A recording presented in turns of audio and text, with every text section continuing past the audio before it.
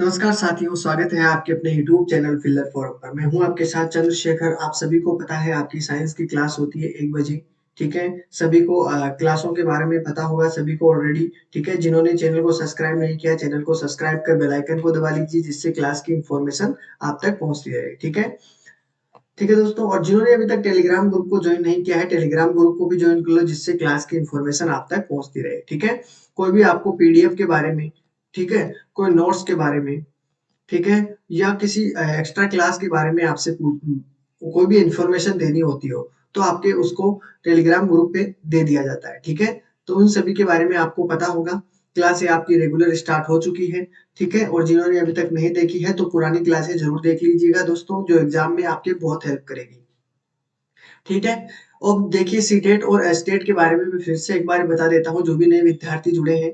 ठीक है, 9 बजे आपकी सोशल स्टडी की क्लास होती है, 10 बजे आपकी मैथ की क्लास बनती है।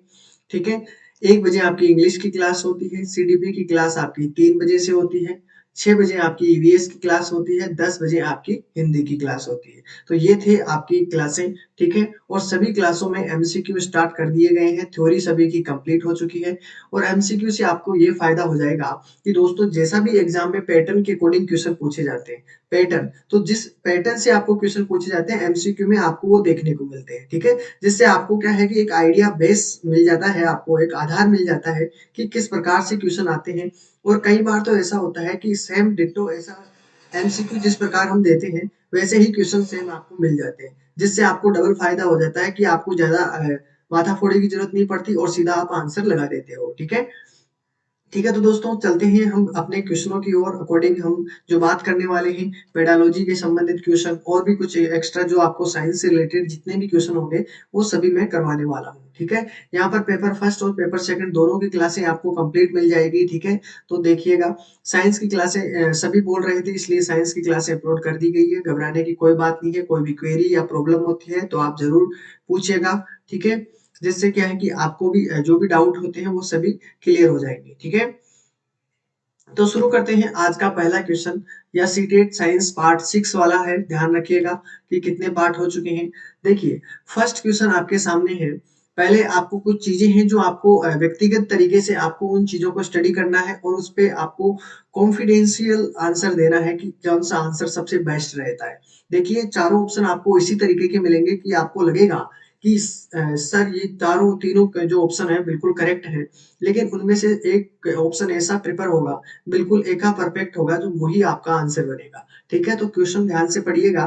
क्वेश्चन को ध्यान से पढ़ने के बाद भी आपको आंसर का अनुमान नहीं लगना। ठीक है, जब तक आप ऑप्शन नहीं पढ़ते तब तक आपको क्वेश्चन का आंसर पता नहीं चलेगा। ठीक है, तो देखिए पहला क्वेश्चन आप पढ़ोगे, व्यक्तिगत असुविधा की कीमत पर सामाजिक सेवाएं। अब देखिए क्वेश्चन तो आपने पढ़ लिया है, लेकिन फिर भी आपको प्रिपेयर तरीके से वो क्वेश्चन नहीं मिल पाया है जो आप आंसर देना चाहते हो। ठीक है, तो व्यक्तिगत असुविधा जो भी होती है उसके बारे में, कीमत पर सामाजिक सेवाएं कौन सी मिलती है, यानी कि व्यक्तिगत असुविधाएं होती है वो किस कारण होती है, तो सामाजिक सेवाओं के क्या संबंध है, मनोरंजन हितों के लिए। ठीक है, सामाजिक हितों के लिए, व्यवसायिक हितों के लिए, उपरोक्त सभी को दर्शाती है। तो इनमें से जो सामाजिक सेवाएं हैं वो किस पर दर्शाती है, सोशल इंटरेस्टेड।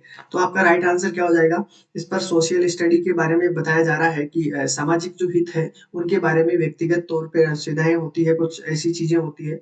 ठीक है, तो आपको ये चीजें बिल्कुल करेक्ट आंसर है इसका, सामाजिक हितों से। दूसरी बात, शिक्षक द्वारा, क्वेश्चन 2 है, ध्यान से देखिएगा, शिक्षक द्वारा अपने विचारों को संप्रेषित करने में विफलता के कारण क्या क्या कारण हो सकते हैं।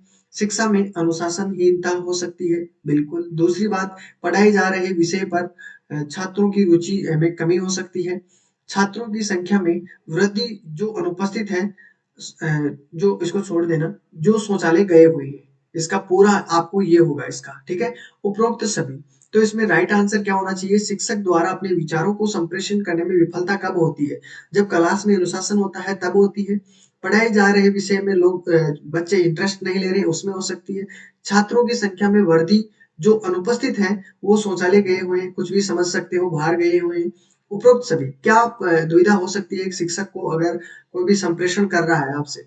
ठीक है, तो विफलता कब होती है शिक्षक को, कि जब आपके सारे ही कक्षा में अनुशासनहीनता होती है, तब भी शिक्षक खुद में विफलता जाहिर कर सकता है। पढ़ाई जा रहे विषय में छात्र इंटरेस्ट नहीं लेते हैं, छात्रों की संख्या में वृद्धि जो अनुपस्थित है उनके बारे में बताया जा रहा है। तो इनमें राइट आंसर आपके पास डी इज करेक्ट आंसर। तो इसमें राइट आंसर आपका क्या होगा, डी इज राइट आंसर होगा। चलो अगले क्वेश्चन की तरफ बढ़ते हैं। जो भी कोई प्रॉब्लम हो पूछ सकता है, ठीक है, जो भी आपके प्रॉब्लम होती है। डाउट सेशन भी चलेगा आपका, घबराने की बात नहीं है। विद्यार्थी करेक्शन और कोरोल के कार्यों के बीच भेदभाव करने में सक्षम है। ठीक है, क्वेश्चन को ध्यान से पढ़ना है, उसी के बाद आपको आंसर देना है। जो फूल वाले पौधे के हिस्से हैं, ठीक है, उपरोक्त व्यवहारिक उद्देश्य है, पर कौन कौन से डोमेन और वस्तुनिष्ठ प्रश्न तैयार किए जा सकते हैं इसके बारे में आपको बताना है। ठीक है, तो आपको ऑप्शन 20 सेकंड का टाइम मिलता है, स्टार्ट हो चुका है आपका। कनेक्टिक डोमेन और अवधारणा क्षमताएं, संज्ञानात्मक डोमेन की समझ होना, प्रभावी डोमेन और मूल्यांकन निर्धारण होना, उपरोक्त में से कोई नहीं। डोमेन का तो सबसे इंपॉर्टेंट होगा कि आपका डोमेन अफेक्टिव होना चाहिए। ठीक है, अफेक्टिव होना चाहिए। आगे देखती है, वैल्यू होना चाहिए, वैल्यू निर्धारित होनी चाहिए, वैल्यू होनी चाहिए। तो आपका राइट आंसर इसमें क्या बनना चाहिए, आपका राइट आंसर देखते हैं इसमें बी आंसर होना चाहिए। तो डोमेन तो आपका होना चाहिए, ठीक है, प्रभावी होना चाहिए, संज्ञात्मक होना चाहिए, ठीक है, और उसमें कंपैरिजन होना चाहिए, यानी समझ होनी चाहिए इतनी कि वो समझा सके। ठीक है, तो वस्तुनिष्ठ प्रश्न तैयार करने के लिए आपका आंसर बनेगा बी। ठीक है, इसमें देखिए निम्नलिखित में से कौन वैज्ञानिक दृष्टिकोण रखने वाले व्यक्ति की विशेषता नहीं है। ध्यान से देखोगे तो आपको कुछ ना कुछ लगेगा। निम्नलिखित में से कौन वैज्ञानिक दृष्टिकोण जानते हो, ठीक है, साइंटिफिकल दृष्टिकोण रखने वाले व्यक्ति की विशेषता नहीं है। क्या विशेषता नहीं है, अगर आप साइंटिस्ट की तरह सोचते हो, ठीक है, तो उसमें वैज्ञानिक दृष्टिकोण कौन सा नहीं है। खुले दिमागीपन होना, ठीक है, कारण और प्रभाव संबंध में विश्वास करना, पूछताछ और जिज्ञासा की भावना होना, सही ज्ञान प्राप्त करने के लिए सत्य की खोज करने की इच्छा नहीं होना। तो ये इनमें से कौन सा नहीं है। अगर आप वैज्ञानिक दृष्टिकोण रखते हो, रखना भी चाहिए, अगर वैज्ञानिक दृष्टिकोण नहीं रखोगे तो आप जिज्ञासा नहीं रखोगे। जिज्ञासा का मतलब ज्ञान पाने की इच्छा, और वो जरूरी है। तो इसमें देखते हैं इसमें राइट आंसर क्या होना चाहिए आपका। आपको 10 सेकंड मिलेगा, ज्यादा नहीं मिलेगा, क्योंकि क्वेश्चन मैंने पढ़ दिया है, आंसर भी मैंने पढ़ दिया है, आपको आंसर देना है, देखना है, सोचना है क्या आंसर होगा। तो इसका राइट आंसर आपके सामने क्या मिलेगा, आपका राइट आंसर इसमें डी होगा। देखो जब भी आप वैज्ञानिक दृष्टिकोण रखते हो तो आपको खुले दिमागीपन होना चाहिए। आपको सही और गलत दोनों की फर्क करनी है। ऐसा नहीं है कि आपको सत्य के बारे में बता दिया गया है और आपने वो मान लिया है। खुले दिमागीपन का होता है कि आप सही और गलत दोनों फैसलों को साथ लेकर चलेंगे। ठीक है, उसके मतलब ये होता है। कारण और प्रभाव संबंध में विश्वास करना है। कारणों में आपको कारण भी चाहिए और प्रभाव भी चाहिए उन कारणों का, तो वो दोनों ही चीजें काम की है। ठीक है, और पूछताछ और जिज्ञासा की भावना, ये तो सबसे इंपॉर्टेंट रोल रखती है। जिसमें ये चीज है वो बहुत आगे प्रोसेस भी कर सकता है, बिल्कुल करता है।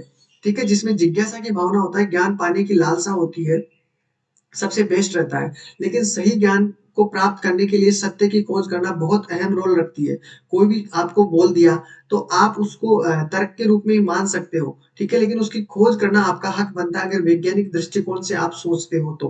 और सोचते हो नहीं, जैसे आपने किसी चीज को कोई बता रहा है तो आप उसका बस बता दिया, उसको आपने मान लिया, वो आपका कोई सत्य की खोज नहीं हुई। आप वो क्यों बता रहा है उसके बारे में पूछो कि इसका इस प्रकार क्यों आंसर हुआ। ठीक है, तभी आप मतलब सत्य तक पहुंच पाओगे, अन्यथा आप उसकी जड़ तक नहीं पहुंच पाओगे। तो आप तर्क वितर्क करना सीखिए। सबसे अहम रोल होता है, कोई भी अगर साइंटिस्ट वैज्ञानिक दृष्टिकोण रखता है कोई व्यक्ति, तो सबसे ज्यादा वो तर्क वितर्क पे ज्यादा अहम रोल रखता है। ठीक है, तो तर्क वितर्क करना चाहिए आपको भी। कोई पूछते हैं घर से, कोई कहते हैं आपसे, कोई भी क्वेश्चन पूछते हैं, कोई भी आंसर बताते हैं, या किसी भी नॉलेज के बारे में घर वाले बताते हैं, तो उनके बारे में पहले पूछिए कि ये ऐसा ही क्यों हुआ। कारण तो पूछना चाहिए ना। तो कारण पूछोगे तो आपको घर वाले लड़ेंगे भी, लेकिन सत्य की खोज यही होती है कि उसके आप अंत तक पूछो, जड़ तक पहुंचो कि उसमें क्या चीज है। ठीक है, बच्चे स्कूल में जाने से पहले चीजों को स्वतंत्र रूप से क्यों खोजते हैं। ठीक है, बच्चे स्कूल में जाने से पहले स्वतंत्र रूप से क्यों खोजते हैं, उन गतिविधियों में शामिल होते हैं जिनमें उनकी रुचि होती है। यानी कि वो इस क्वेश्चन को ध्यान से समझोगे तो आपको आंसर भी अपना आप मिल जाएगा। बच्चे स्कूल में जाने से पहले चीजों को स्वतंत्र रूप से क्यों देखते हैं, ठीक है, क्यों खोजते हैं उन चीजों को, गतिविधियां जो शामिल होती है उनके बारे में बताना है। दोहराए जाने वाले कार्य वो करते हैं। ठीक है, माता पिता द्वारा दिए गए उपहार के बारे में सोचते हैं, सहकर्मी दबाव देते हैं, या रुचि की कमी होती है। तो इसका राइट आंसर आपका क्या हो जाएगा? इसका राइट आंसर ए होगा, क्योंकि बार बार कोई आदमी दोहराता है तो उसको वो पकड़ लेते हैं, उसमें रुचि होने लग जाती है उनकी, तो दोहराए जाने वाले कार्य को ज्यादा इंटरेस्ट लेते हैं, गतिविधियों में शामिल होते हैं जो दोहराए जाते हैं।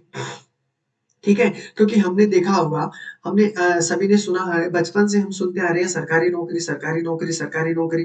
तो हमारे भेजे में बस यही चीज घुस चुकी है कि सरकारी नौकरी। कोई अगर हमें बचपन से यही चीज सिखाया, घर वाले भी यही चीज सिखाते हैं, कभी किसी ने बिजनेस के बारे में कहीं और कुछ के बारे में हमें इस बारे में नॉलेज नहीं दी गई। तो हमें दोहराते ज्यादा क्या है, सरकारी नौकरी होगी तो ऐसा होगा वैसा होगा। तो देखो सरकारी नौकरी जरूरी है, करिए, ठीक है, वो भी कोई दिक्कत नहीं है। लेकिन आप अगर सरकारी नौकरी नहीं मिल पाती है कारणवश, आपके भाग्य में हो या ना हो, तो मेहनत तो करना बनता है, आपकी किस्मत में मेहनत हो, लेकिन मेहनत से ही आप कुछ अलग कर पाओगे, ठीक है। तो बैठिए मत।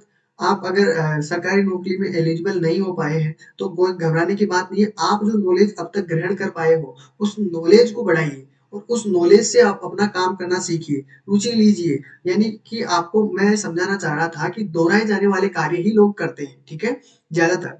ठीक है, तो आपको वो नए काम दोहराना, दोहराओगे तो आप दोहराओगे आप, ठीक है, लेकिन आपको अपनी मंजिल अपने हिसाब से चुननी है, किसी के दोहराए जाने से नहीं। ठीक है, तो बच्चों के बारे में समझाया जा रहा है तो आपको भी समझना है, ठीक है।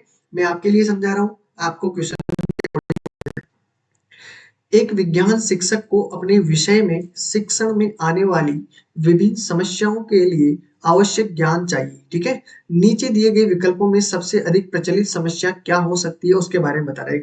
साइंस का टीचर है, उसके विषय में शिक्षण में आने वाली जो भी समस्याएं हैं उसका ज्ञान उसे आवश्यक है, होना चाहिए, ठीक है। अगर मैं आपको पढ़ाता हूँ, ठीक है, अगर मुझे साइंस की नॉलेज नहीं होगी, कहाँ आप नहीं समझ पा रहे हो, उस चीज को मैं नहीं पकड़ पा रहा, तो फिर मैं टीचर हूँ, लेकिन वो टीचर नहीं हूँ जो मैं किसी की फीलिंग समझ पाता हूँ। टीचर एक होता है जिसमें टीचर और स्टूडेंट दोनों चीजों का गुण होना चाहिए। क्योंकि देखो टीचर में अगर शिक्षक बनने का गुण है, ठीक है, टीचर में अगर स्टूडेंट बनने का गुण है, वो भी किसी दिन तो स्टूडेंट रहा होगा ना, तो उसको उसकी समस्याओं का अनुमान रहना होगा, रहना चाहिए कि क्या उसकी समस्याएं स्टूडेंट लाइफ में आई थी जिसके कारणवश वो एक शिक्षक बन पाया। ठीक है, तो वही ज्ञान करके अर्जित करके जो समस्याएं हमारे सामने आई है टीचर के सामने, तो आपको भी बच्चों को उसी तरह निवारण करना चाहिए जैसे हमारी समस्या आई, हमने किस प्रकार निवारण किया उसके बारे में सोचना चाहिए। तो देखिए, सुविधाएं, संसाधन और कुशल शिक्षकों की कमी होती है। ठीक है, पहली बात ये है, भीड़ भाड़ वाली कक्षाएं और पाठ्यक्रम में समयबद्ध समापन होता है।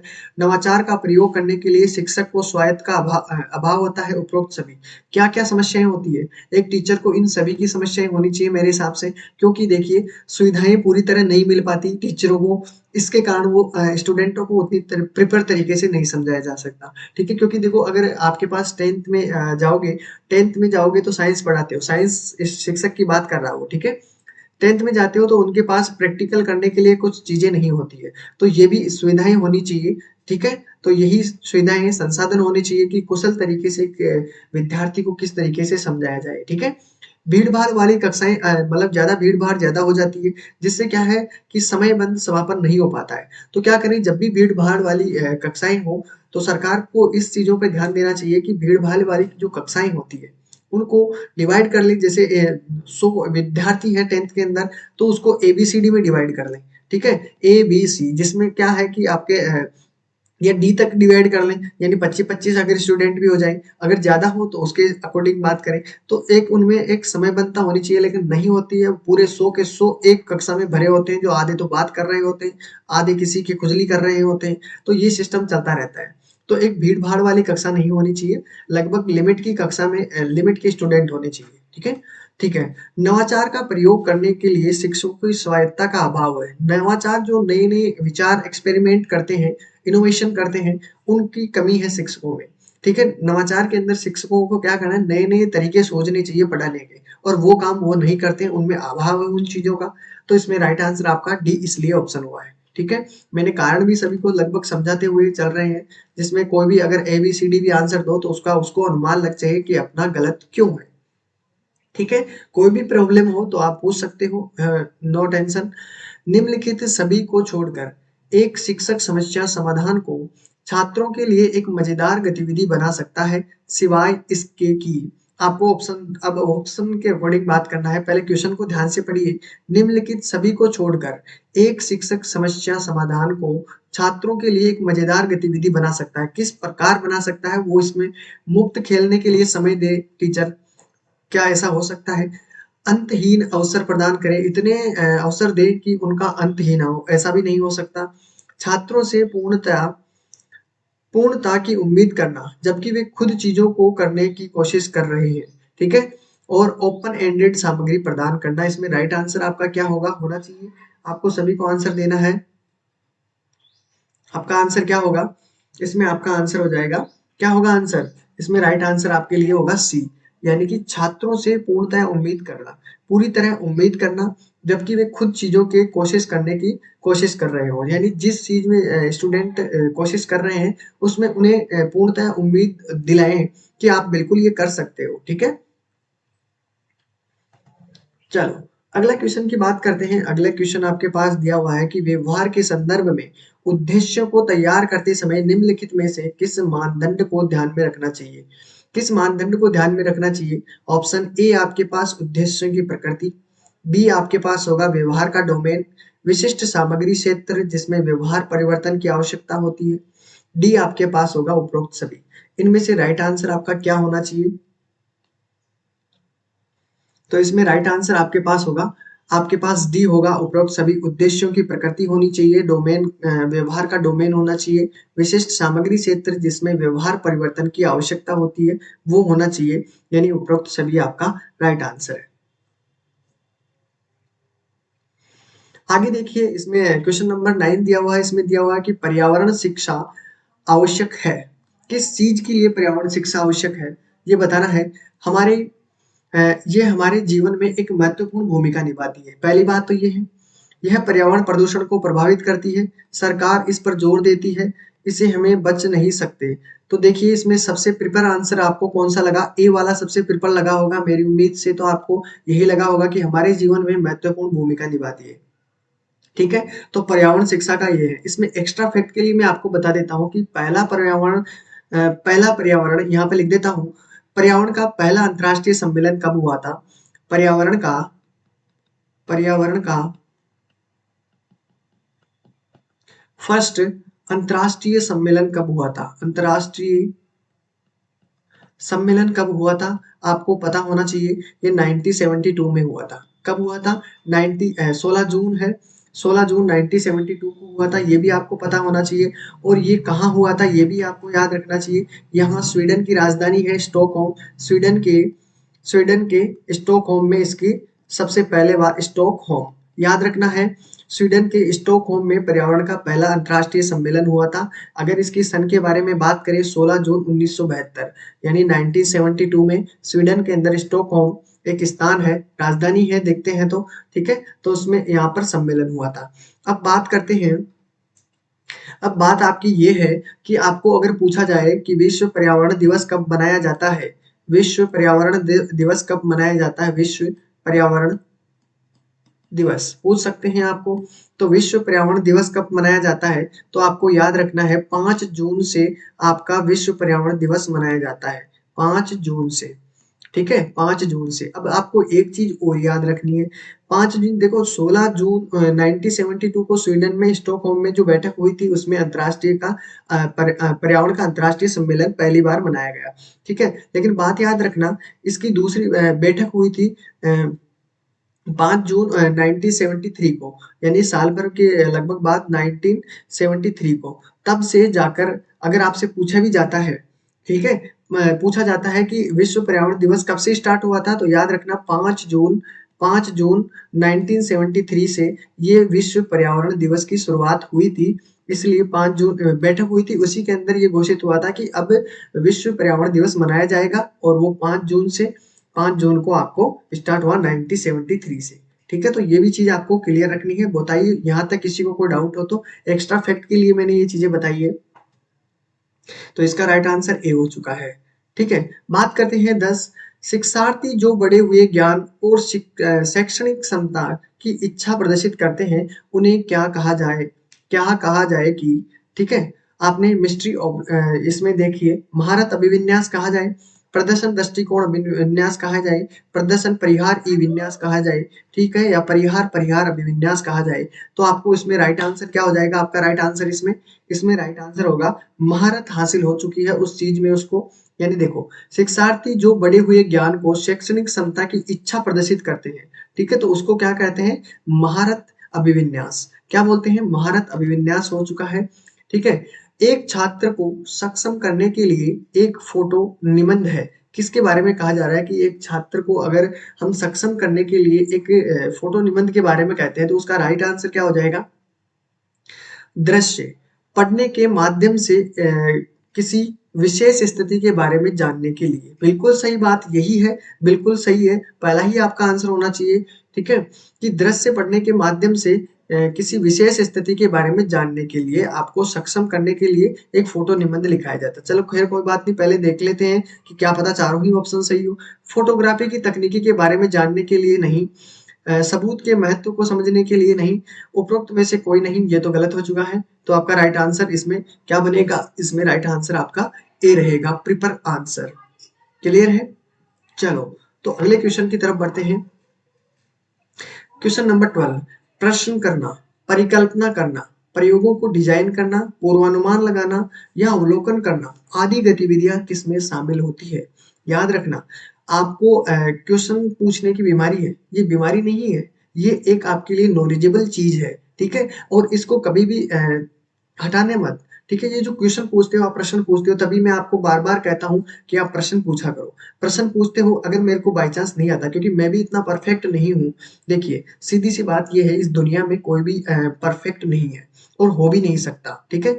तो परफेक्ट नहीं है इसका मतलब है कि उसमें कुछ ना कुछ प्रॉब्लम है। तो आप क्वेश्चन पूछिए, क्वेश्चन पूछोगे तो आपकी नॉलेज भी बढ़ेगी और हमारी, अगर मेरे को नहीं आता है, ठीक है, मान लो कोई क्वेश्चन आपने मुझे पूछा, कोई भी क्वेश्चन मुझे पूछा और मुझे उस क्वेश्चन में आपको समझाने में प्रॉब्लम हो रही है, तो मैं ऐसा करता हूँ कि मेरे को अगर उस क्वेश्चन में समझाने में प्रॉब्लम होती है तो मैं दूसरे दिन के लिए टाल देता हूँ। टालने का मतलब है कि दूसरे दिन में आपको अच्छी तरीके से उस क्वेश्चन के बारे में नॉलेज दे सकूं, ठीक है। इसलिए तो क्वेश्चन भी पूछा करो और आप क्वेश्चन पूछने की आदत कभी मत छोड़ा करो, ठीक है। हाँ बिल्कुल, आप किसी से क्वेश्चन पूछते हो तो आपको कहीं डांट फटकार भी बहुत मिली होगी बचपन में, स्कूल में, कक्षा में, जब भी मिले होंगे। क्वेश्चन बॉस पूछता है, इतना दिमाग मत चाटा कर, वैसे वैसे वैसे। तो आपकी ये जो बीमारी है वो बीमारी नहीं है, वो एक आपकी पावर है, तो उसको कभी मत छोड़ना। और बच्चे अगर ऐसा क्वेश्चन पूछते हैं कि यार तू पर्सन बहुत पूछता है, उसको कभी भी रोकना मत। क्वेश्चन पूछना है, अगर आपको नहीं आता है तो इग्नोर कर दीजिए, लेकिन आपको उसको ऐसा कभी भी नहीं कहना है कि आपको प्रश्न बहुत ज्यादा पूछता है, ठीक है, तो ये कभी नहीं कहना। तो प्रश्न पूछने की आदत तो बहुत अच्छी है। परिकल्पना करना, बिल्कुल परिकल्पना, अपनी पहले कल्पना कीजिए। कोई बात नहीं, ऐसी कल्पना करते हो कि आपसे हो नहीं पा रहा, लेकिन कल्पना तो कर रहे हो ना। उस परिकल्पना से आपको बहुत कुछ चीजें सीखने को मिलती है, ठीक है। बिल्कुल। तो प्रयोगों को डिजाइन करना, पूर्वानुमान लगाना, अवलोकन करना आदि गतिविधियां किसमें शामिल है? समस्याओं की पहचान करना। समस्याओं की पहचान करना, कोई बात नहीं, समस्याओं की पहचान तो कर सकते हैं, लेकिन और भी प्रिपर आंसर चाहिए हमको। मनोवैज्ञानिक विश्लेषण करते हैं, बिल्कुल इसमें भी चाहिए। समस्या समाधान हो, बिल्कुल सभी के अंदर चाहिए। वैज्ञानिक तर्क, मेन इंपॉर्टेंट चीज आपके पास क्या है? वैज्ञानिक तर्क है ये चीजें। प्रश्न करना, ये भी एक जरूरी चीज है। परिकल्पना करना, किसी भी चीज की कल्पना करना, ठीक है। पहले ऑलरेडी कल्पना करके चलोगे, कोई भी काम करना है आपको, पहले आप अपने अंदर एक कल्पना करोगे कि हाँ मैं ऐसा ऐसा ऐसा करूंगा, ठीक है। तो एक परिकल्पना होगी, परि यानी ऊपरी ऊपरी कल्पना, ठीक है, जिसे हम सोचते हैं, करते नहीं है, ठीक है। तो आपको कल्पना करनी है, परिकल्पना ही करते हैं, पहले कोई भी काम स्टार्ट करते हैं, पहले परिकल्पना करते हैं कि ऐसा, हाँ बिल्कुल ऐसा ऐसा करेंगे, ठीक है। तो वैसा काम करते हो तो कोई बात नहीं, परिकल्पना करते हो तो आपका परिकल्पना करने के अकॉर्डिंग आपका आधा काम हो जाता है, ठीक है। प्रयोगों को डिजाइन करना, बिल्कुल जो भी आपके पास प्रयोग दिए हुए हैं, कोई भी कार्य दिया हुआ है, उसके अकॉर्डिंग आप काम करते हो तो बहुत अच्छी बात है। अनुमान लगाओ, पहले उस काम को किस में क्या होगा, यानी आपको अनुमान तो लगा के चलना पड़ेगा। अगर हम हार गए तो क्या करेंगे, जीत गए तो क्या करेंगे, यानी पूर्व अनुमान लेकर चलना है साथ में। अगर हार भी गए तो भी हमें हार नहीं मानना है, हम अपना कुछ अलग ऐसा काम करेंगे कि हम भी याद रखे जाएंगे, इतिहास बना देंगे, अगर आपको ये करना है तो, ठीक है। तो अनुमान लेकर चलना है आपको, कोई बात नहीं। देखो अनुमान लेते हो तो आपके पॉजिटिव और नेगेटिव दोनों थॉट होते हैं, और दोनों थॉट को अगर साथ लेकर चलते हो ना, तो आप अगर गिर भी जाओ तो भी आपके कोई प्रॉब्लम नहीं होगी। आपको पता है कि हमने अनुमान लगा लिया था ऑलरेडी कि हाँ हाँ अगर हम हार भी गए तो भी हम कुछ करेंगे, ठीक है। अगर इस तरीके से नहीं गए, हम दूसरे रास्ते से निकलकर वहां पे पहुंचेंगे, लेकिन पहुंचेंगे जरूर। तो अनुमान लगाना बहुत इंपॉर्टेंट चीज है। तो ये भी चीज, और वैज्ञानिक तर्क हमेशा, वैज्ञानिक जो सोचते हैं, वैज्ञानिक तर्क वाले, वो हमेशा ये सभी चीजों को साथ लेकर चलते हैं, ठीक है। अवलोकन कीजिए किसी भी चीज का, पहले उसके बारे में सारणी बनाइए कि किस प्रकार से क्या करना है, ठीक है। तो उसकी चीज आपको साथ में लेकर चलना है, तो इसका राइट आंसर डी हो जाएगा, ठीक है। चलो, तो ये चीजें आपकी इंपॉर्टेंट थी। देखो मैंने एक क्वेश्चन के साथ में आपके कोई डाउट भी है लाइफ के अंदर भी, तो वो भी डाउट क्लियर करने की कोशिश कर रहा हूँ। साइकोलॉजी यानी पेडालॉजी से संबंध ही यही है कि आपकी जो डाउट है, निवारण, जो समस्याएं हैं उनका निवारण आप कर सको, यही है पेडालॉजी, समझिए, ठीक है। अगर उन चीजों को समझिए तो आपके पेडालॉजी में कोई भी परेशानी नहीं आएगी, कोई भी परेशानी नहीं आएगी। आपके क्वेश्चन को ध्यान से पढ़िए।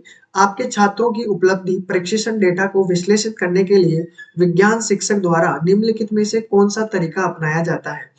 विषय और विषयवार का, परिणाम के अनुसार सीखना, एमसीक्यू प्रतिक्रिया देना, उपरोक्त सभी। आप किसी भी टीचर को जाके पूछोगे कि टीचर जी, सर जी, आप किसी भी छात्र को उपलब्धि प्रशिक्षण डेटा और विश्लेषण करने के लिए आप क्या करोगे? तो टीचर का अनुमान होगा, आइडिया होगा, वो बताएगा कि मैं विषयवार कोई भी होगी उसे मैं विषयवार सोल्व करूंगा, परिणाम के अनुसार उसे सिखाने की कोशिश करूंगा, एग्जाम्पल देके सिखाने की कोशिश करूंगा, ठीक है। उसके बाद में एमसीक्यू प्रतिक्रिया देना पड़ेगा, एमसीक्यू के अकॉर्डिंग काम करना पड़ेगा, ठीक है। ठीक है। उसके बाद में आपको ये सभी विकल्प एकदम करेक्ट लगने पड़ेंगे, ठीक है। लगने होंगे नहीं, है ही आंसर कि आपको विषयवार अनुमान विषय के अकॉर्डिंग पढ़ाना पड़ेगा, परिणाम देना पड़ेगा, उनको एग्जाम्पल के तरीके सिखाने पड़ेंगे, उनके एमसीक्यू देने पड़ेंगे कि आपको चलो ये बताइए, 4 ऑप्शन दे देता हूँ, इनमें से आंसर बताइए। तो इस प्रकार से आंसर पढ़ाओगे तो आपका जो शिक्षक है वो एक डेवलप शिक्षक होगा, अच्छी तरीके से समझाने वाला शिक्षक होगा। तो वो तरीके थे इंपॉर्टेंट आपके। इसमें राइट आंसर आपका क्या हो जाएगा? D is correct answer.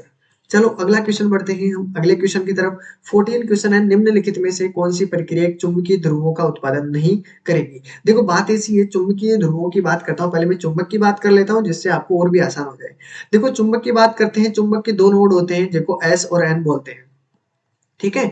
S और एन, इसको बोलते हैं हम नॉर्थ, ठीक है, नॉर्थ बोलते हैं, नॉर्थ बोलते हैं, और इसको बोलते हैं हम साउथ पोल, ठीक है, साउथ पोल बोलते हैं। अब एक दोनों चीजों को ध्यान रखना है, नॉर्थ पोल और साउथ पोल। अगर इस चुंबक को हम तोड़ भी देते हैं, ठीक है, मानो कि इस चुंबक को मैं आधा आधा कर देता हूं, तो आप ऐसे सोच रहे होंगे कि एस और एन, तो आपका क्या होगा, यहाँ से तोड़ोगे तो आपका ऐसे समझ रहे हो कि एस अलग हो गया, एन अलग हो गया, लेकिन ये ऐसा नहीं होगा। आप जहां से इस चुंबक को तोड़ देते हो वहीं से आपका एस एन बन जाता है, ठीक है। अगर एस की यहाँ से तोड़ रहे हो तो ये आपका जो टूटा हुआ हिस्सा है वो एन बन जाएगा, और इधर वाला टूटा हुआ हिस्सा एस बन जाएगा। अगर वापस भी इन्हें जोड़ने की कोशिश करते हो तो नहीं जुड़ पाएगी, ठीक है।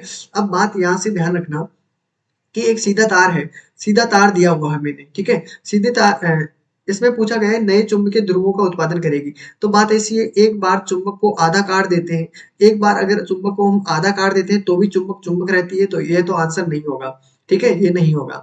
एक सोलेनॉइड में वर्तमान चालू करना, वर्तमान चालू करना मतलब आपको करंट चालू करना, वर्तमान नहीं करंट चालू करना, यानी धारा चालू करना, ठीक है।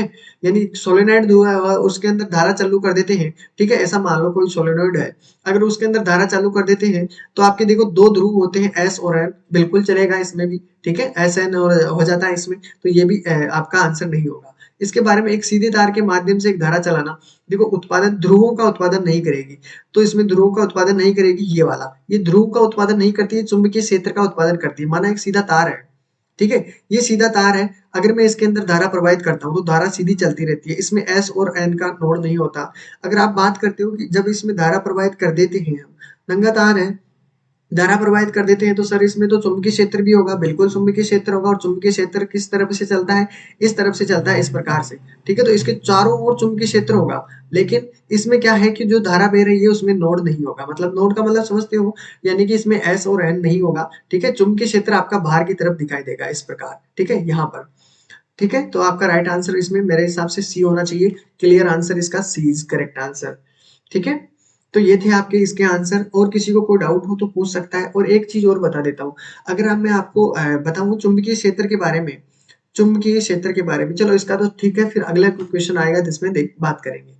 विज्ञान के में उपलब्ध परीक्षण के दौरान विद्यार्थियों द्वारा गलतियां करने के लिए निम्नलिखित में से कौन सा कारण है? छात्रों की लापरवाही होती है, उदाहरणों की गलतफहमी, कुसमायोजित और भावनात्मक समस्याएं, उपरोक्त सभी। तो देखिए कारण बताना है तो उपरोक्त सभी कारण है, छात्रों की लापरवाही भी होती है, उदाहरणों की गलतफहमियां भी होती है, ठीक है, कुसमायोजित भावनाओं की समस्याएं भी होती है। तो इसका राइट आंसर हो जाएगा डी इज करेक्ट आंसर।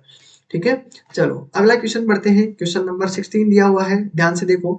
एक टेस्ला के बराबर है। देखो अब ये क्वेश्चन बहुत इंपॉर्टेंट है, ठीक है। अगर आप जिसको इसके बारे में पता होगा, जिसको भी इस चीज के बारे में पता होगा कि चुंबकीय क्षेत्र, टेस्ला के बारे में, कि चुंबकीय क्षेत्र के बारे में, कि चुंबकीय क्षेत्र की अगर मात्रक पूछते हैं तो क्या होता है। तो देखो टेस्ला के बारे में सबसे इंपॉर्टेंट सवाल, तो टेस्ला क्या चीज है, तो सबसे पहला काम आपको ये याद रखना है कि टेस्ला किसका मात्रक है। टेस्ला एक मात्रक है, ठीक है। अब आपसे क्वेश्चन इस प्रकार भी बन सकता है कि जो टेस्ला किसका मात्रक है, किसका मात्रक है, तो याद रखना टेस्ला किसका मात्रक है, चुंबकीय क्षेत्र का मात्रक है। किसका मात्रक है, चुंबकीय क्षेत्र का मात्रक है टेस्ला, चुंबकीय क्षेत्र का। ये चीज भी आपको ध्यान में रखनी है, ठीक है। तो पहला क्वेश्चन के, इस क्वेश्चन के अकॉर्डिंग पहला क्वेश्चन तो आपका यही हो गया है कि टेस्ला क्या है, एक मात्रक है, ठीक है। दूसरी बात, दूसरा आपके पास क्वेश्चन होगा कि टेस्ला किसका मात्रक है, तो दूसरे आपका दो क्वेश्चन बन गए, टेस्ला किसका मात्रक है, चुंबकीय क्षेत्र का, ठीक है। तो दो चीज इस क्वेश्चन में देखो, दो आंसर तो आपके, दो क्वेश्चन तो यही बन गए और दोनों के मैंने आंसर बता दिए हैं, ठीक है। तो किसी को कोई प्रॉब्लम नहीं है। अब एक बात और ध्यान देना है कि अगर मैं एक टेस्ला की बात करता हूँ कि टेस्ला मात्रक है, वो किसमें है, तो ये ऐसा ही मात्रक है। किसका मात्रक है, ऐसा ही मात्रक है, ठीक है। अगर मैं बात करूं, चलो ये ऐसा ही मात्रक हो गया, अब बात करें कि चुंबकीय क्षेत्र का ऐसा ही मात्रक क्या है, तो आपको क्या बताओगे, चुंबकीय क्षेत्र का ऐसा ही मात्रक टेस्ला, ठीक है। और इसमें क्वेश्चन बन सकता है कि चलो ऐसा ही मात्रक तो हो गया, सीजीएस मात्रक क्या होता है, सीजीएस मात्रक क्या होता है, तो सीजीएस मात्रक क्या हो जाएगा, सीजीएस मात्रक आपका कौन सा हो जाएगा, सीजीएस मात्रक में आपको इसको गोस के नाम से जाना जाता है। किस नाम से, गोस के नाम से जाना जाता है। और गोस किसका मात्रक होता है, चुंबकीय क्षेत्र का। अब बात ऐसी है कि अगर आपसे पूछे कि एक टेस्ला बराबर कितना होता है, एक टेस्ला, एक टेस्ला बराबर कितना गोस होता है, एक टेस्ला बराबर 10 की पावर 4 गोस होता है, ठीक है। तो ये चीज भी आपको याद रखनी है, इंपॉर्टेंट है, ऑप्शन आ सकता है इस प्रकार देगा, एक टेस्ला बराबर कितना होगा, ए ऑप्शन में 10 की पावर 4 दे देगा, 10 की पावर माइनस 4 दे देगा, 10 की पावर 2 दे देगा, 10 की पावर माइनस 2 दे देगा। तो इस प्रकार याद रखना है। तो एक टेस्ला बराबर आपका कितना होता है, एक टेस्ला बराबर 10 की पावर माइनस 4, सॉरी 4 गोस होता है, ठीक है। तो ये भी आपका आंसर हो चुका है। तो इसके अंदर कम से कम 10 क्वेश्चन बना दूंगा मैं, ध्यान रखना। अब आपको जब पता चल गया है कि चुंबकीय क्षेत्र आपके पास होता है, ठीक है, चुंबकीय क्षेत्र बी से डिनोट करते हैं हम, किससे, बी से डिनोट कर देते हैं, ठीक है। अब एक बात ध्यान देना, ठीक है, टेस्ला को, टेस्ला अब ध्यान देना, इसमें आपको जब चुंबकीय क्षेत्र के बारे में पता चला, तो अगर एक फॉर्मूला भी अगर आपको याद है चुंबकीय क्षेत्र में, तो आपको काम हो जाएगा। तो देखो बल का फॉर्मूला क्या होता है, चुंबकीय बल का, ठीक है। तो F बराबर क्या होता है, F बराबर आपका चुंबकीय बल का क्या फॉर्मूला होता है, आई, आई धारा होती है, डी एल आपके पास जो कितने लंबा तार दिया हुआ है, कितने लंबाई का तार होता है वो, ठीक है। बी आपका जो चुंबकीय क्षेत्र दिया हुआ है वो, और आपके पास साइन थीटा। ये आपके पास फॉर्मूला बोलता है चुंबकीय बल का, ठीक है, चुंबकीय बल का फॉर्मूला होता है, ध्यान रखना, चुंबकीय बल का। अब इसमें देखिए हमें क्या पता लगाना है कि टेस्ला के बराबर क्या होता है, टेस्ला, ठीक है, टेस्ला हमारे पास बी दिया हुआ है, ठीक है। तो अब देखिए एफ, एफ को होता है बल, बल का मैंने क्या कहा, बल हमेशा किस में होता है, न्यूटन में, ठीक है, न्यूटन हो गया, मैंने न्यूटन रख दिया एफ के बराबर। आई हमको क्या मानते हैं, एम्पियर, और एम्पियर आपके पास एम्पियर, एम्पियर है, आई को हम एम्पियर कहते हैं, और इसको मैंने लिख देता हूँ ए से डिनोट कर देता हूँ, किससे, ए से डिनोट कर देता हूँ जिससे। और एल आपके पास क्या है, एल आपके पास है लंबाई का, तार जो दिया हुआ है, तार की लंबाई, ठीक है, तार की लंबाई है, तार की लंबाई है। तो डीएल कितना हो गया, डीएल आपके पास क्या दिया हुआ है, लंबाई में हम मीटर रख लेते हैं, ठीक है, मीटर रख लेते हैं। बी आपके पास दिया हुआ है, बी को हमने टेस्ला का डिनोट कर दिया टी से, ठीक है। साइन थीटा एक वैल्यू है जिसके हम नोट करते हैं, इसमें संख्या है, इसको रखने की जरूरत नहीं है। एफ की जगह हमने क्या रखा, न्यूटन रख दिया, ठीक है। बराबर आपके पास आई दिया हुआ, आई का मतलब क्या होता है, एम्पियर, ए रख दिया, ठीक है। डीएल के बराबर मैंने क्या रखा है, मीटर, तो मैंने यहाँ पर मीटर रख दिया, ठीक है। तो यहाँ ध्यान ध्यान से देखना है। और आपके पास बी दिया हुआ है, बी का मतलब है टी, टेस्ला। साइन थीटा एक वैल्यू है, जो अगर साइन थीटा मान लो 90 है तो 90 की वैल्यू का उसके हिसाब से अकॉर्डिंग संख्या होती है, ठीक है। तो इसको कुछ नहीं रखना। हमको टेस्ला की वैल्यू निकालनी है, तो टेस्ला की वैल्यू हमको निकालती है तो क्या करते हैं, एन बटे ए एम होता है, ठीक है। ये हो गया टी। तो एन क्या होता है, एन होता है न्यूटन। क्या होता है, न्यूटन। बटे में आपके पास क्या दिया हुआ, एम्पियर। एम्पियर हो गया इनटू आपका क्या हुआ, मीटर। तो आपका राइट आंसर क्या होगा, न्यूटन प्रति एम्पियर मीटर। तो देखिए यहाँ पर कहीं ना कहीं दिया होगा न्यूटन प्रति कूलम हुआ, तो ये तो नहीं हुआ। न्यूटन पर एम्पियर मीटर। तो आपका राइट आंसर क्या हो जाएगा, बी इज करेक्ट आंसर। अब बताइए यहाँ पर देखो कितने क्वेश्चन हो गए, कम से कम 15-20 क्वेश्चन इस क्वेश्चन में बन चुके हैं। देखोगे तो आपको देखो, पहले तो आपका देखो गिनते चलना। टेस्ला, एक तो क्या होगा, टेस्ला किसका क्या है, मात्रक है, पहला क्वेश्चन। दूसरी बात किसका मात्रक है, तो आपको याद रखना है चुंबकीय क्षेत्र का। दो क्वेश्चन हो गए। और ये जो टेस्ला है उसका मात्रक अगर और भी पूछा जाता है, इनमें से कोई भी अगर मान लो टेस्ला का मात्रक नहीं है, अगर एसआई का मात्रक पूछते हैं, तो चुंबकीय क्षेत्र का मात्रक क्या होता है, वेबर। क्या होता है दोस्तों, वेबर प्रति मीटर स्क्वायर। याद रखना ये भी आपका टेस्ट इसका मात्रक है, वेबर प्रति मीटर स्क्वायर ऑप्शन में हो सकता है। याद रखना ये भी चीज आपके, वेबर प्रति मीटर स्क्वायर, ठीक है। तो देखिए अब इसमें कितना क्वेश्चन हो गया, तीन आपके पास ये हो चुका है, एसआई मात्रक हो चुका है। सीजीएस में निकालना चाहते हो तो सीजीएस में गोस हो गया है। गोस की वैल्यू आपको एक टेस्ला के बराबर कितना गोस की वैल्यू है, 10 की पावर 4 गोस की, ठीक है। चुंबकीय बल का फॉर्मूला भी याद हो जाना चाहिए। चुंबकीय बल का F बराबर आई डी एल, और आपके पास कितना हुआ, I D L B sine theta, ठीक है। इसमें हो गया ये न्यूट। अब इसके बारे में बात करते हैं, तो इसके बारे में हमने जान लिया, एम्पियर होता है, धारा होती है, ठीक है। तो आपके देखो कितने क्वेश्चन हो चुके हैं, कम से कम 9-10 क्वेश्चन हो चुके हैं, ठीक है। 9-10 क्वेश्चन हो चुके हैं, और इसके साथ में आपकी पूरी कोई डाउट भी रहा है वो भी सोल्व हो जाएगा, ठीक है। अगर किसी को मात्रक भी निकालना नहीं आता है तो आप इसके अकॉर्डिंग काम कर सकते हो, ठीक है। तो ये था आपका इंपॉर्टेंट क्वेश्चन था, इसलिए मैंने आपको अच्छी तरीके से समझाया। B is correct answer. चलो अगले क्वेश्चन की तरफ चलते हैं। निम्नलिखित में से कौन से एक लंबे सीधे तार के पास चुंबकीय क्षेत्र का सही वर्णन करता है, ठीक है। तो देखो एक सीधा लंबा तार है, तो ठीक है, जितनी लंबाई आपके तार की होगी, यानी जितना लंबा होगा तो चुंबकीय क्षेत्र आपका कम होगा, ठीक है। अगर जितना छोटा होगा तो चुंबकीय क्षेत्र आपका बड़ा ज्यादा होता है, ठीक है। तो आपको जितना पावरफुल होता है, तो क्षेत्र में तार के लंबवत सीधी रेखाएं होती है, बिल्कुल। चलो अब इसके माने जब एक आ ही गया है तो मैं बता देता हूँ। देखो चुंबकीय क्षेत्र है आपके पास, ठीक है, एक नोड है जिसमें एस और एन दिया हुआ है, साउथ और नॉर्थ पोल, ठीक है। तो आपको तब भी याद रखना है कि चुंबकीय क्षेत्र रेखाएं किस दिशा से किस दिशा की ओर वर्णन जाती है। तो याद रखना नॉर्थ पोल से साउथ पोल की तरह आपकी चुंबकीय क्षेत्र रेखाएं बढ़ती है, ठीक है। इस प्रकार इधर से निकलेगी और इधर की तरफ बढ़ेगी, यही प्रोसेस आपकी चलती रहती है, ठीक है। लेकिन एक खास बात और भी याद रखना है इसमें, ये जो चुंबकीय क्षेत्र रेखाएं हैं आपके पास, वो कभी भी एक दूसरे को नहीं काटती है, ठीक है। कभी भी एक दूसरे को नहीं काटती है। जैसे मैंने आपको यहाँ पर बताया कि एक चुंबक है और ये कभी भी इस प्रकार से नहीं जाएगी, ठीक है। यहाँ से निकलने वाली है ऐसे इस प्रकार यहाँ काट दी, ठीक है, इसको यहाँ काट देती है, इस प्रकार कभी भी नहीं जाएगी, ये आपका गलत होगा, ठीक है। तो चुंबकीय क्षेत्र रेखाएं हमेशा कभी भी एक दूसरे को नहीं काटती है, ये भी एक इंपॉर्टेंट अहम क्वेश्चन है, ध्यान रखना है। तो इसका राइट आंसर आपको क्या करना है, इसका राइट आंसर हो जाएगा डी इज करेक्ट आंसर। क्षेत्र में वाई पर केंद्रित सकेंद्रीय वर्त में होते हैं, ठीक है, एक वर्त के रूप वर्त के तौर पर होते हैं, बिल्कुल वर्त के तौर पर होते हैं, ठीक है। तो आपका राइट आंसर इसमें क्लियर हो जाएगा। तो इसमें डी इज क्लियर आंसर। 18 में देखिए, एक सीधे कंडक्ट के माध्यम से धारा के कारण चुंबकीय क्षेत्र निर्भर करता है। किस पर निर्भर करता है, उसमें जो करंट जा रहा है उस पर निर्भर करता है। सबसे बार जो इसके अंदर जो करंट जाएगा उस पर निर्भर करेगा, और चार की लंबाई पर निर्भर करेगा, यानी उसकी दूरी कितनी है उस पर निर्भर करता है, ठीक है। तो आपका दोनों ही करेक्ट आंसर होंगे, करंट पर और आपके तार की दूरी पर, distance from the wire, wire की लंबाई कितनी है उस दोनों पर निर्भर करेंगे। तो आपका सी इज करेक्ट आंसर हो जाएगा, ठीक है, सी इज करेक्ट आंसर। 19 में देखिए, चुंबक की प्रभावी लंबाई है।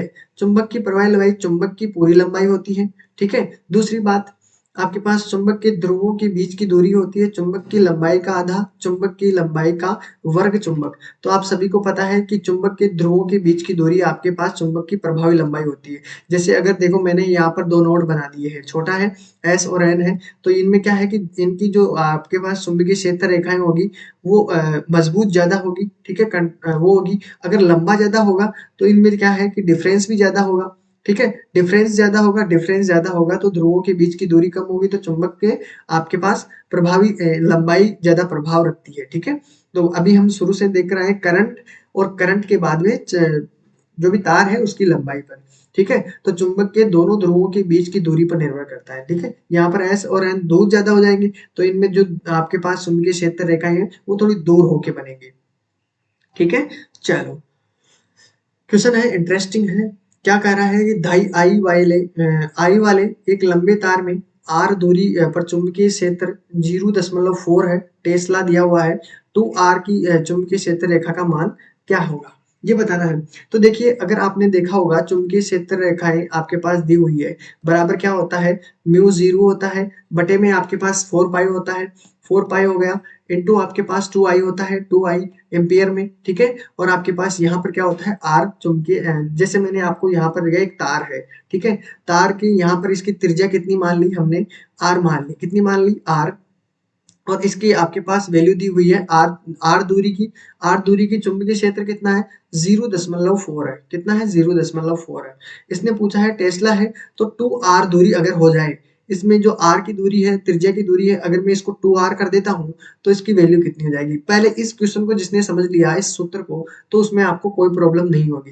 देखो बात ऐसी है b और r के बीच में संबंध चल रहा है, ठीक है? b और r के बीच में, तो b और r के बीच में संबंध है तो ध्यान से देखिएगा b अगर आपका b समानुपाती किसके होता है 1/r के। इसका मतलब समझना कि अगर b ज्यादा होगा आपका क्या होगा b अगर आपके पास ज्यादा है b क्या होगा अगर आपके पास जितना ज्यादा होगा b जैसे मैंने आपको b के अकॉर्डिंग समझा कि b का मान जितना भी होगा ज्यादा है मानो कि b की वैल्यू आपके पास ज्यादा आ रही है, ठीक है? तो b का मान ज्यादा होगा तो आपके पास r की वैल्यू क्या होगी कम होगी, ध्यान रखना इसका मतलब, ठीक है?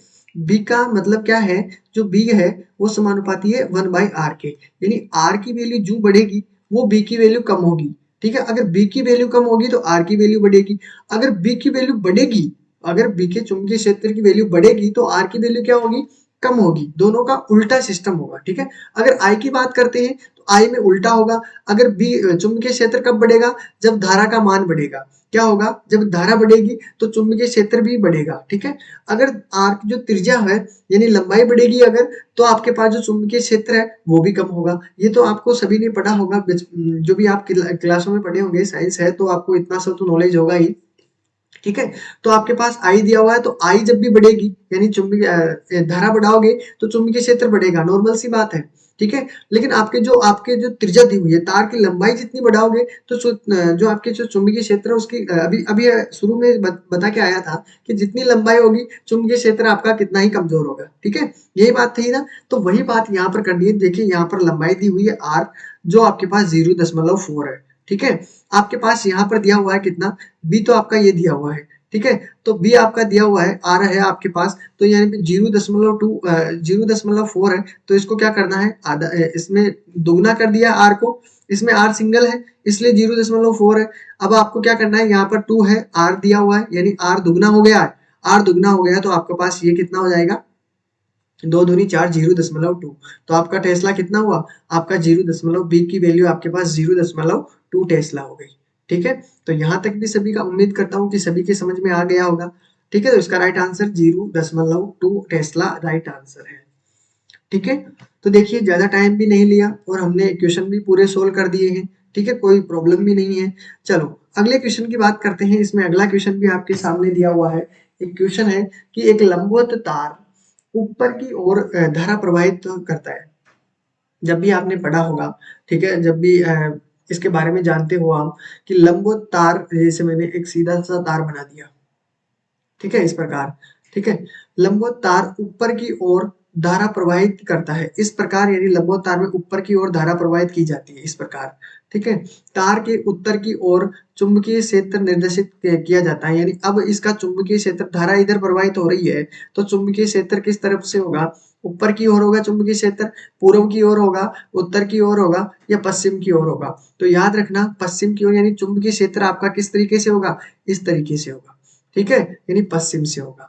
यानी ये जो आपका ये गया है तो ये क्या है आपका, ये चुंबकीय क्षेत्र है। तो चुंबकीय क्षेत्र क्या है, देखो ऊपर नहीं है, पूर्व नहीं है, तो आपके पास पश्चिम की हो जाएगा, तो आपके पास पश्चिम राइट आंसर होना चाहिए। देखते हैं इसका आंसर क्या होता है। इसका आंसर इज करेक्ट, ठीक है, वेस्ट वर्ल्ड। इस तरीके से घूमकर आपका चुंबकीय क्षेत्र होगा, ठीक है। आपने पढ़ा होगा वामहस्त नियम, दक्षिणहस्त नियम पढ़ा होगा ना, तो उसमें भी आपको अच्छी तरीके से ये चीजें समझाई होगी। बिल्कुल मैं और भी क्वेश्चन करवाऊंगा जिससे और भी कोई डाउट होगा तो वो भी क्लियर हो जाएगा। चलो तो फिर अगले क्वेश्चन की तरफ बढ़ जाते हैं थोड़ा बहुत, ठीक है। इसमें देखिए क्वेश्चन को ध्यान से पढ़िएगा। निम्नलिखित में से किसका मूल्यांकन किया जा सकता है जब गीता मनुष्यों में पोषण का आकलन करने के लिए एक उपकरण के रूप में केवल एमसीक्यू का प्रयोग कर रही है। अगर आप ध्यान से देखोगे तो उत्तर आपको पहले ही मौजूद मिल गया होगा, ठीक है। पर क्वेश्चन को पढ़ने से ही आपका आंसर नहीं आएगा, आपको ऑप्शन भी पढ़ना पड़ेगा। अब ऑप्शन नहीं पढ़ोगे तो आपकी फिर प्रॉब्लम ज्यादा होगी, क्योंकि आप अनुमान नहीं लगा सकते कि इसका आंसर क्या हो सकता है। इसका आंसर कुछ भी हो सकता है, ठीक है, लेकिन जब तक ऑप्शन नहीं पढ़ोगे आपको आंसर का पता नहीं चलेगा। तो पहला ऑप्शन पढ़ लीजिए, खाद्य पदार्थों को वर्गीकृत करने और पोस्टर बनाने की विश्लेषणात्मक क्षमता होनी चाहिए। पहली बात, खान पान से संबंधित भ्रांतियों को दूर करना है उनका काम। सुबह की सभा में प्रस्तुत करने के लिए ज्ञान को लागू करने और भूमिका निभाने की शिक्षार्थियों की क्षमता को, ठीक है, शिक्षार्थियों के भोजन के घटकों के महत्व को समझने और एक लंबा निबंध लिखने की क्षमता होती है। तो क्या होगा इसका राइट आंसर, गीता मनुष्य में पोषण के बारे में आकलन करने के लिए कह रही है, तो इसमें सबसे इंपॉर्टेंट चीज क्या है, जो भी भ्रांतियां बनी हुई है खान पान से संबंधित उसको वो क्लियर करना चाहती है, ठीक है। जो भ्रांतियां बनी हुई है उनको वो क्लियर करना चाहिए चाहती है, और कोई इसका मेन मकसद नहीं था। उत्तर आपके पास दिया हुआ है ऑलरेडी, ठीक है, क्लियर है। चले आगे, अब बढ़ते हैं अगले क्वेश्चन की तरफ, देखते हैं क्या आंसर होता है इसका। Two answer is correct answer. चलो तो फिर अगले क्वेश्चन की तरफ बढ़ते हैं। विज्ञान कक्षा में छात्रों को अनुसंधान उन्मुख कौशल विकसित करने में मदद करने के लिए एक प्रदर्शन कार्य का चयन करते समय एक शिक्षक एक विषय चुन सकता है। क्या विषय चुन सकता है, इसके बारे में क्या क्वेश्चन पढ़ा जा रहा है, कोई अनुमान नहीं है। ऑप्शन पढ़िए, आपको सब कुछ अनुमान लग जाएगा। पाठ्यक्रम में दी गई सामग्री से जो समय से पूरी होनी चाहिए। दूसरी बात, कक्षा में जो अधिकांश छात्रों को कौन सा दिलचस्प लगता है उसके बारे में, जो उसे लगता है कि छात्रों के लिए महत्वपूर्ण है, ठीक है। दूसरी बात है, छात्रों द्वारा अपने अपने दिन प्रतिदिन के कामकाज में आने वाले समस्याओं का संबंधित जो इस विषय के कवर की जाने वाली अवधारणाओं को एक हिस्सा बन चुकी है। तो इसमें क्या होना चाहिए, इसमें करेक्ट आंसर आपका 4 होना चाहिए।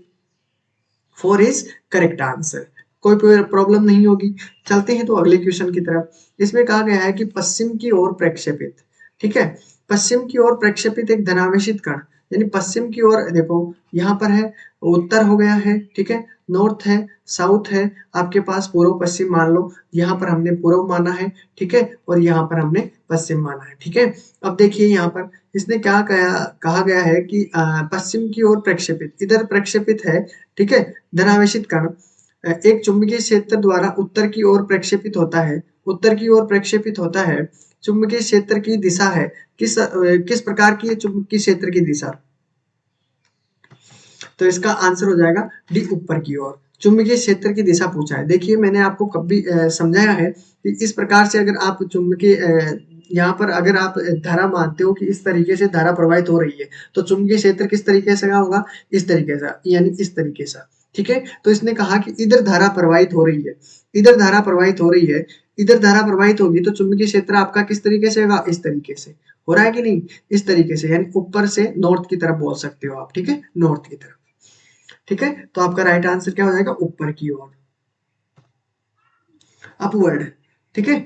अगला क्वेश्चन है आपके पास, उत्प्रेरक चुंबक को हटाकर प्रेरित चुंबकत्व होता है, किसका प्रेरित चुंबकत्व होता है तो कुछ समय बाद समाप्त हो जाता है। बिल्कुल कुछ समय बाद अगर आपने कुछ लगाया है, मान लो कोई धारा प्रवाहित की जाती है, तब तक चुंबकीय क्षेत्र होता है। अगर आपने धारा बंद कर दी तो चुंबकीय क्षेत्र भी बंद हो जाता है, ठीक है? तो उत्प्रेरक चुंबक को हटाकर प्रेरित चुंबकत्व होता है तो कुछ समय बाद समाप्त हो जाता है, ठीक है? लेकिन इसमें आंसर है ठीक बाद में समाप्त होता है, ठीक है? कुछ समय बाद नहीं, ठीक बाद में। अगर आपने धारा बंद कर दी है तो कुछ देर के लिए नहीं, उसी समय जब धारा बंद करते हो ना उसी टाइम बंद हो जाता है। मैंने कुछ आगे देखा नहीं, ठीक समय बाद बंद हो जाता है, ठीक है? जैसे धारा बंद करोगे तो उसमें उत्प्रेरक बंद हुआ तो आपकी चुंबकीय क्षेत्र भी ऑफ हो जाएगा, ठीक है? तो ये थे आपके 25 क्वेश्चन और उम्मीद करता हूँ कि पूरी तरीके से आपको समझ में आया होगा।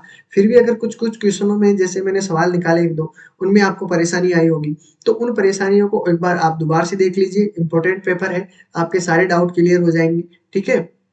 आपको जो भी क्लासें डाउनलोड करनी है, प्लेलिस्ट में जाइए, वहाँ पर आपको पूरी क्लासें नीचे मिल जाएगी, सीटेट की जितनी भी क्लासें हैं अब तक, वो सभी और आपके जो 6 पार्ट हो चुके हैं कंप्लीट। फिर मिलते हैं अगले नेक्स्ट वीडियो के साथ, टेक केयर और रेगुलरिटी बनाए रखना, मेरा इतना सा कहना है। जो भी क्वेश्चन हो, रेगुलरिटी बनाए रखना जिससे आपकी पूरी चीज़ें कवर हो सके, ठीक है?